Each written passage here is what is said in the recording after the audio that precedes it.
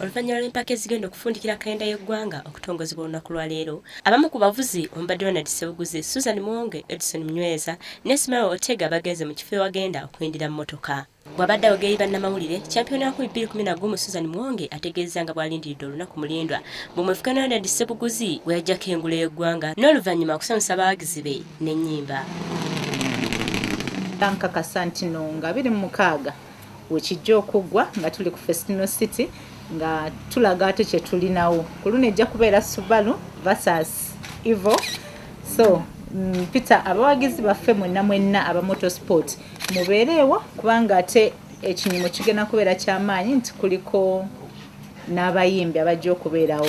Ate engeri gye ndi omuyimbi olunaamala okuba Ssebuguzi nga nzija mbayimbirawo. Okufaananako ne Muwonge, Ssebuguzi sizoni eno temugendedde bulungi, wabula agamba mmotoka ye empya ey'ekika kya Mitsubishi Evo 10 agenza agiyiga ekintu ky'agamba kyakumu enkizo ne mu mpaka ezijja. Okusinziira kwa kuyiira ebyokulambula amakubo Vincent Bwanika, mmotoka zaakuyiribwa mu gatte gwa kilomita 15.8 mu nvuga 2 ez'akafubuttuko. Double circuit kitegeeza mmotoka emu eva side eri n'endala n'eva side eno. Olugendo lwonna bajja duddukira kilomita 7.9 nga lwawuddwamu emirundi ebiri. Lulimu lane A ne lane B, na lane A ya 1.75, lane B 1.7. Kati ku mulundi guno nvuddeyo ngenda kuvuga emmotoka z'empaka era ntiisa okusoomooza eri booluganiza banfunireyo driver anjyamu zabika emipiira.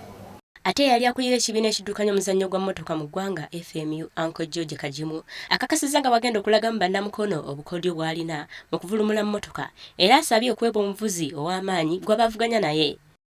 Zino z'empaka ezinaasalawo n'antamego w'engule ya CRC n'ey'omuvuzi asinze banne mu zaakafubuttuko omwaka 2015. Olivia Nakate, WBS TV, Kampala.